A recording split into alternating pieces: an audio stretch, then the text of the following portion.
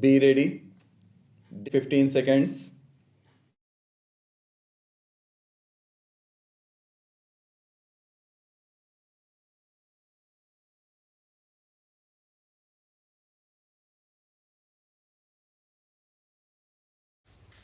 Let us be frank enough to recognize that this increase in the intensity and duration of stoppages of work has prevented our economy from realizing its full potential. Whichever party to the dispute may have emerged victorious from these confrontations so far as the nation is concerned. The strikes have inflicted unmitigated loss. We need industrial harmony not for the benefit of the classes who control the means of production, not for the further advancement of the affluent section of the society, but for the sake of the poorer masses who suffer an erosion of their low standards of living as a result of these interruption in production. The unemployed whose only hope lies in a higher rate of capital formation and investment, whether in the public or in the private sector, suffer most in the process. We are all here today to find a solution to this grave industrial problem and to consider how to mitigate, if not to end the present stage of disorder in labor management relations. The Ministry of Labor has made several suggestions to promote industrial harmony, such as ending the multiplicity of trade unions, the recognition of a single bargaining agent, and so on.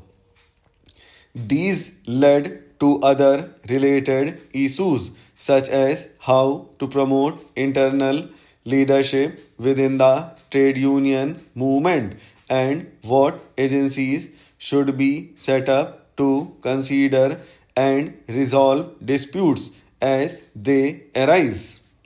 My friends, tells me that these points were set out more as a basis for discussion and to help in your deliberations.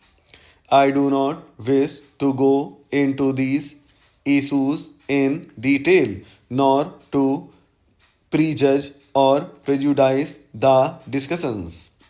But may I suggest that you evaluate these points and any others with one criterion, whether they will increase or reduce industrial disputes.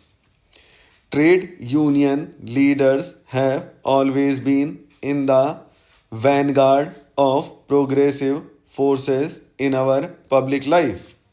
Whatever their other differences, they have stood for the uplift of the poorer sections of the society and for the subordination of personal interests to larger ones. They would be untrue to this tradition if they do not focus their attention on the problem of augmenting production at this critical juncture when, apart from our other problems, 3 million victims of the reign of terror unleashed across our borders have sought refuge in our land. The shortfalls in production have also affected government revenues and reduced potential levels of investment. The working class and their leaders have been among the foremost in urging the expansion of the public sector and the nationalization of key sectors of the economy. The government and the public are therefore entitled to expect of workers in public enterprises greater devotion and dedication to work than has been so far evident. I must admit that there is a scope for the improvement of communication between management and workers in public enterprises. I do not think that it is enough to give workers representation merely on the boards of management. We need to involve them more intimately in the problems of the enterprises at various levels. We constantly hear of the need to check the concentration of economic power in the hands of a few in the private sector. I believe that by far the most effective means of checking these trends is to enlarge the role of the public sector and to upgrade its efficiency. The formidable managerial problems of the public sector need immediate attention, but the acceptance of a greater measure of discipline and dedication on the part of labor in public enterprises is also an essential element in our strategy to make the public sector the pace setter in our economy.